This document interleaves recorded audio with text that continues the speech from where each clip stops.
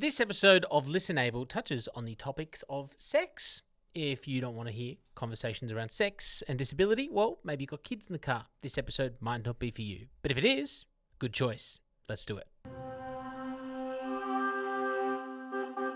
Hello everyone, welcome to ListenABLe, a disability podcast started 4 years ago when two friends started in a radio studio, thought, wow, what interesting opinions and worldviews, and started this podcast. Dylan Alcott, hello. G'day mate, how you doing? That was 4 years ago. We're washed up, getting old. We are, really are. Jeez. Do you know what? I'm actually very lucky. ListenABLe has been sort of a platform for me and Session in Progress, which is my accessible video podcast company, to now create other disability conversations. It's great. So I've been doing Remarkable Insights with Remarkable Tech for a while now.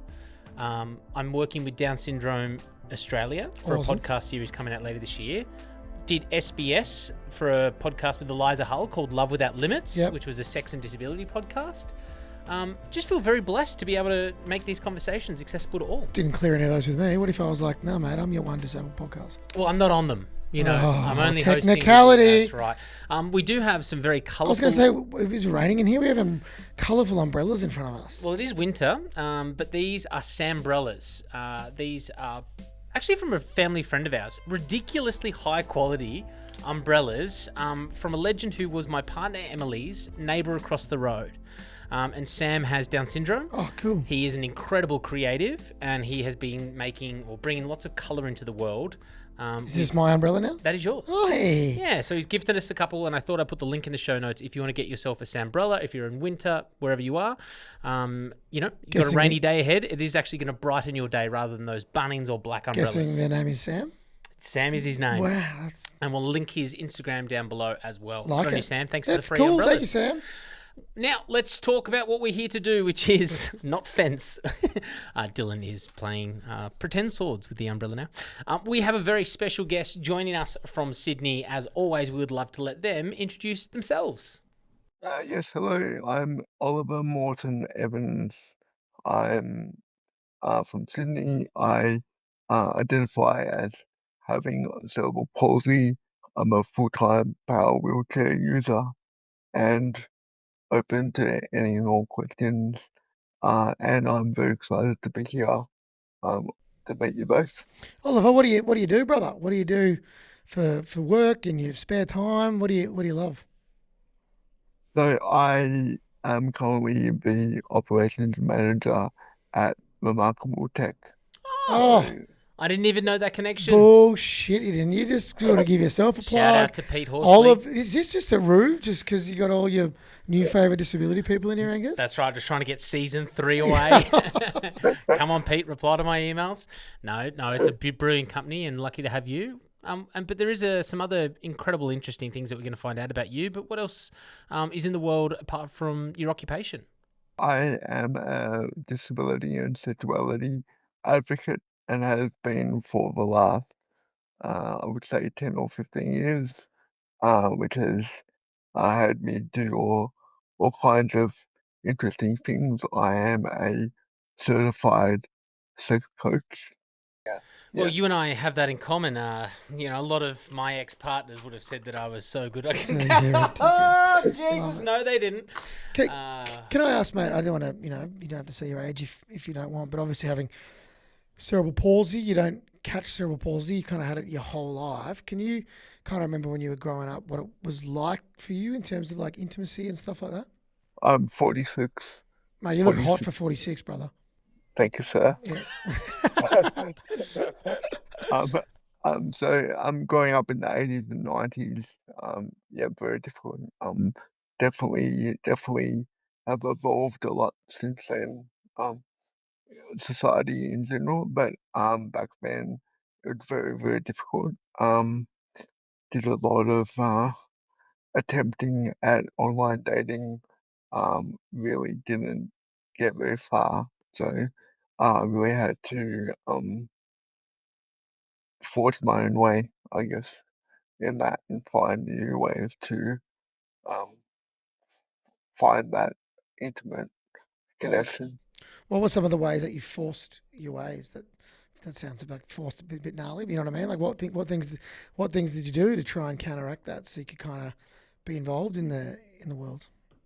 I'm quite open to declaring that I did actually join a sex cult. A sex cult. Oh, Dylan he's laser focused on you now. Let's go. Talk me through a sex cult. What is a sex cult? What was it called? What do you do? So about 15 years ago, I responded to a meetup group ad, which um it was very blasé about what it in fact was, but it was a um an invitation to come to um learn about how to connect better with the opposite sex and to get to meet people in a more relaxed setting. So I jumped at the chance to see what this was all about. It was all very but it was run by a sex cult in the US. Oliver, I guess, we do sometimes go back to when, people's disability stories begin. And of course, being born as someone with cerebral palsy, I wonder that idea of wanting to join a sex cult, in your words, does that go back from sort of a lack of desire in your youth? Or can you sort of let us know where that permission that you gave yourself to express yourself in other circles because maybe they weren't so forthcoming? Yeah, definitely. To the best of my knowledge, I was one of the first students in New South Wales to be integrated into mainstream schooling, and was done so from a very young age, uh, in year three, I believe. So therefore, my parents did really well um to help make sure that I had a great um basis and education. They sent me to an all boys school, which made it even harder for me to connect with the opposite sex. And yeah, so it was quite difficult for me to um even learn um how to just interact with The opposite sex. women. So yeah, In a world of a technological age that, we've sort of been all a part of the past, let's call it 10 real years of social media, do you think because, we're our my children, younger, the generation Z, are all on TikTok, Instagram, and sort of have more exposure to people with disability and cerebral palsy, that connection or that lack of connection with the opposite sex would be a little bit less destigmatized because, you're not the only person that maybe they've met or have knowledge about with that disability, if that makes sense? I believe from a disability point of view, Australia is so small that we still suffer quite a lot from just a lack of visibility in general around disability. So I often find myself rocking up to events where I'm definitely the only person with a severe physical disability, and then people really have to take their time to get to know me and to know that my physical disability and the what they see is not um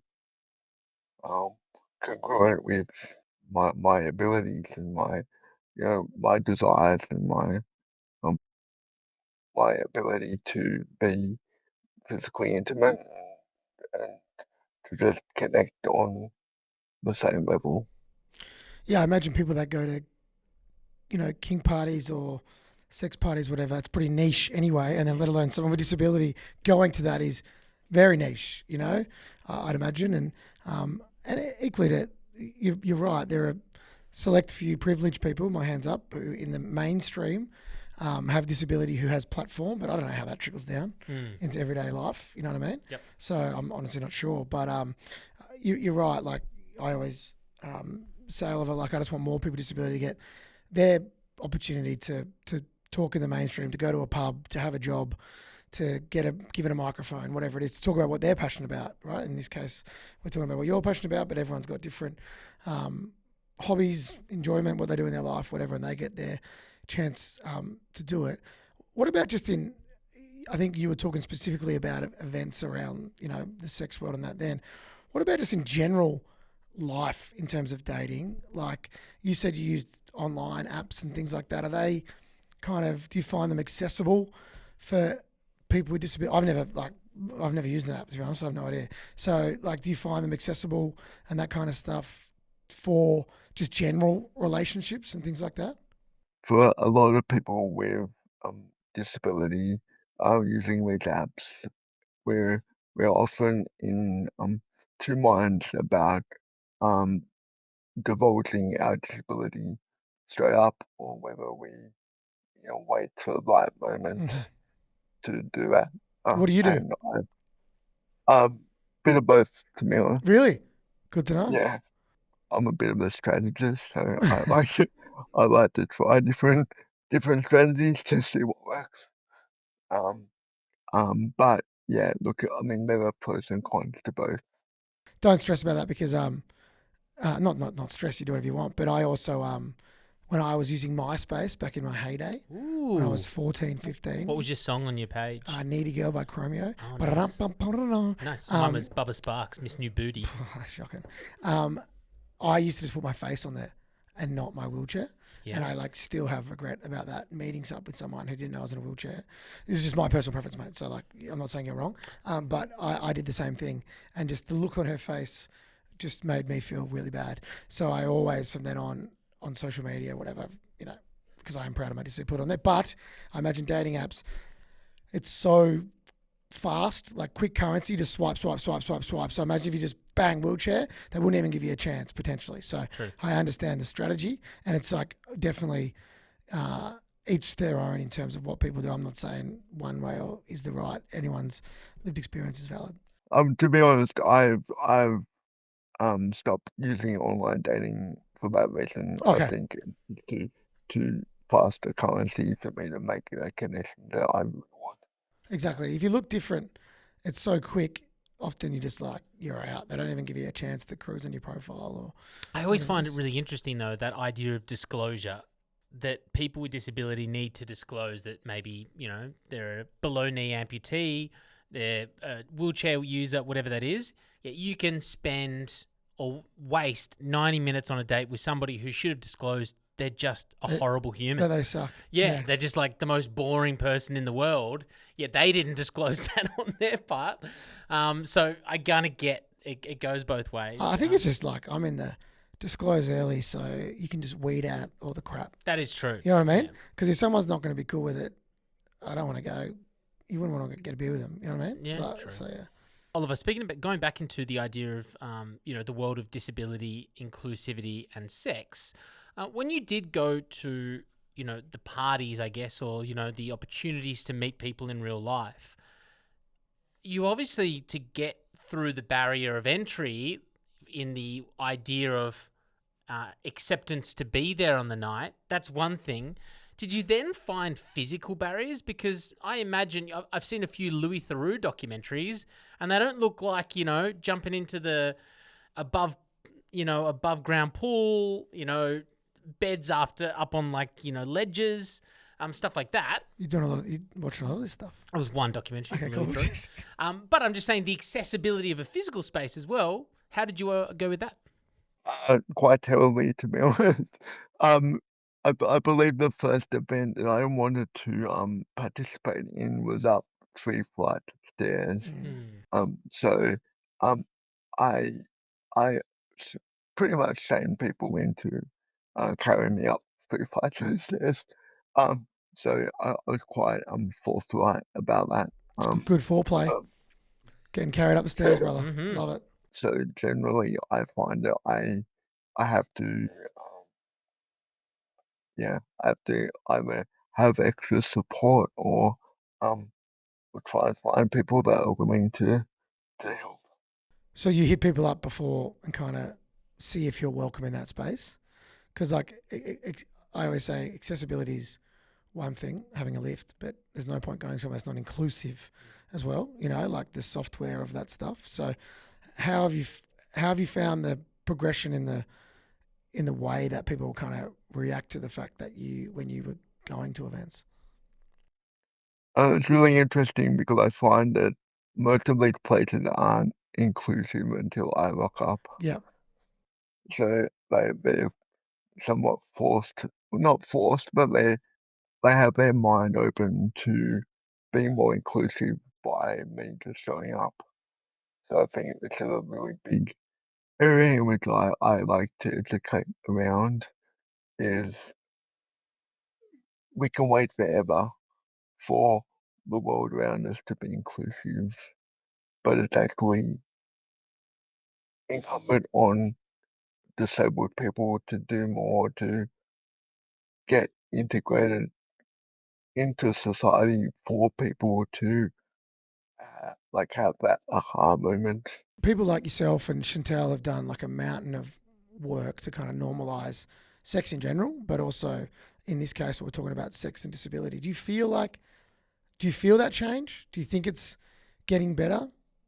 It's a very slow, it's a very slow process, but I do believe it's somewhat changing, and I think that is why you may have seen I started to create some film content around erotic film content for um showing disabled bodies because I believe there's nothing out there really for, particularly for disabled people to aspire to in terms of seeing body disabled bodies in that way. So I've created a few films and my latest film was shown at the Berlin Porn Film Festival and a few other erotic film festivals around the world. Did you make it there, Gus? No, didn't get a ticket, sold out. Oh, So congrats to you. love it. I would have loved to have been there, but unfortunately, tickets very scarce. Yeah, good. Yep. In more recent times, Game of Thrones had Peter Dinklage playing a quite sexual character who was always in, brothels in the medieval times. And a lot of people thought that destigmatized someone of small stature in the world of, being a sexual being. And then I was listening to a lady named Lisa recently who made a really good point on SBS's Love Without Limits, the podcast we're talking about at the start of the episode.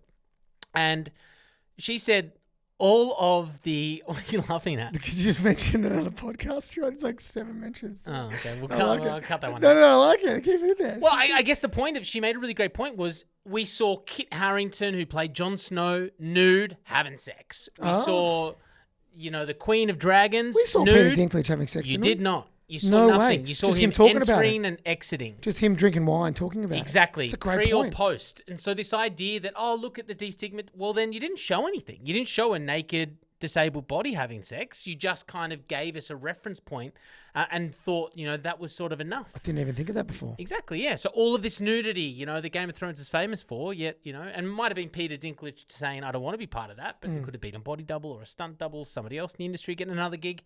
So I just thought that was kind of interesting that even though people think there's these progressions coming, there's still some hard stops in the industry for, people with disability, but love to see you breaking down those barriers, Oliver.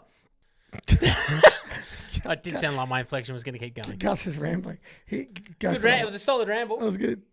I mean, thank you, and I would like to just add that I really love seeing the cognitive dissonance in people when they see, particularly obviously my body, in that situation because there really is like a cognitive dissonance that goes on because they just don't expect to see a body like mine in that situation. Now, Oliver, you're an advocate, obviously, for the sexual rights of people with disability, but also for destigmatising sex work for people on the NDIS. For people listening who don't know much about it, can you just give a 101 about what that is, what you're talking about, what the changes kind of meant for you and people with disability in the community who might have used it? Last year, I acted as the referral officer for Touching Base, which is a not-for-profit organisation based in New South Wales, but Australia-wide, that helps to train sex workers to work with clients with a disability, and then helps to match clients with a disability with trained sex workers. So last year I got to see the importance of sex work to the disabled community, just in terms of being able to have an outlet to express um, their sexuality and to provide connection and a level of intimacy that was not available any other way. Last year, the NDIS made quite a raft of changes. One of them was they would no longer support sexual services to participants. Therefore, seeing a sex worker is quite financially prohibitive for anyone, let alone disabled people. So obviously, quite a lot of lobbying was done to try and overturn it because, from our understanding, at Touching Base, um, it's really their own client's only outlet to provide some level of intimacy, touch, the stigmatization around what sex work actually is, and particularly what it is for disabled people. And often it's really just to have that intimacy outlet, which often don't have. I remember helping I think she was a mid-30-year-old woman in rural WA, and she was a quadruple amputee and never had sex before, and we helped her match with a male escort to have intimacy for the first time. So stuff like that's very rewarding. So, where does the changes in that government legislation and the NDIS leave people like yourself and the lady you just spoke about? You know, what is the current, as of August 2025, situation? So the NDIS, for anyone listening not from Australia, is the disability funding scheme in this country.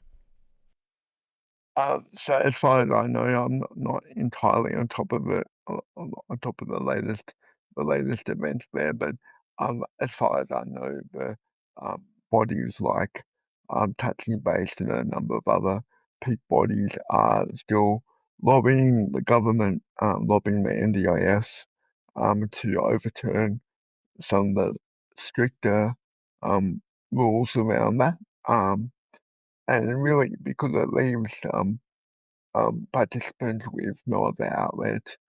And I think it also makes things a little bit more dangerous in terms of who um participants um are contacting to try and get this really basic human need met.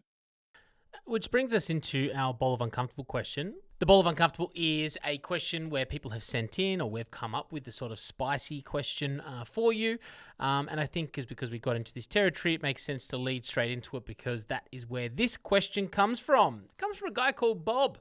And Bob asks through our Facebook group, why should my tax fund disabled people having sex? If I want to use a brothel, I have to use my post-tax money.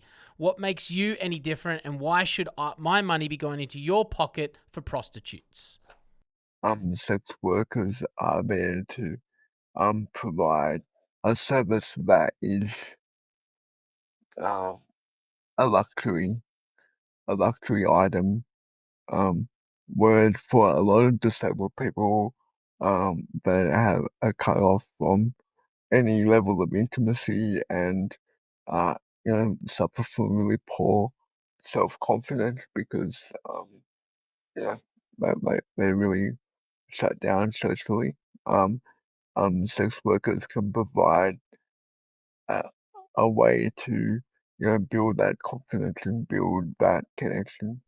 To just look at it from a point of what a sex worker is to an able-bodied person is completely different to what it might be to a disabled person. We had more barriers to find that level of intimacy with the general public.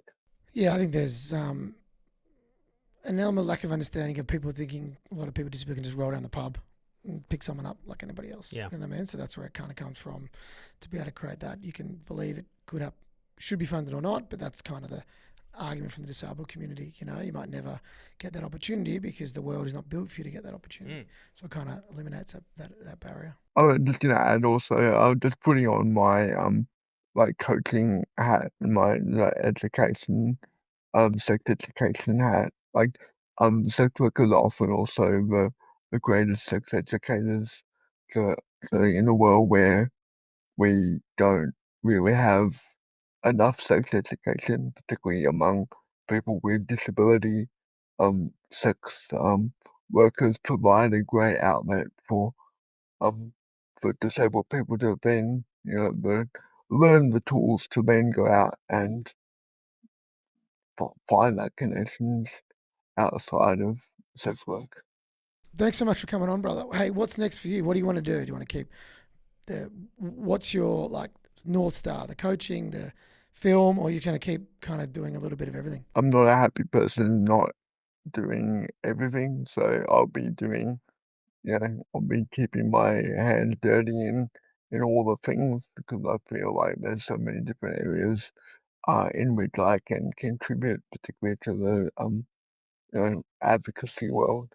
I think it's really important that the able-bodied community sees more and more disabled people just out there living their lives and doing different things. So it's really important for me to be doing all of it.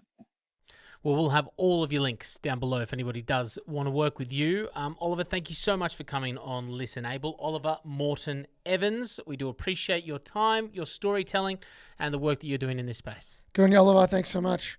Cheers, Thanks, mate. guys. And just before we let you go, Angus, just saw an awesome video on your other podcast, Got Some, during the week. You've been doing some work for Mamma Mia. Yes. Anyone else you want to just get one more plug in there for? No filters in the studio. Do you know what? Anything else? Yes, we did. Penny Moody, who's Hugh Van Cut his mic Kylenberg's off. wife. Oh, no, I actually like Penny. Penny's great. Yep. So she came and did her Can you say podcast that about again? OCD. Oh, yeah, cut it off. I love Penny in here. We did a podcast about OCD in this studio as well. Very nice. Anyone else? Anything else you want to plug? No, that's it. Thank Okay. you. Good on you, Oliver. Thanks, mate. Sessioninprogress.com.au. Hey, Oliver, cut his mic, mate. It's about you. See you, brother.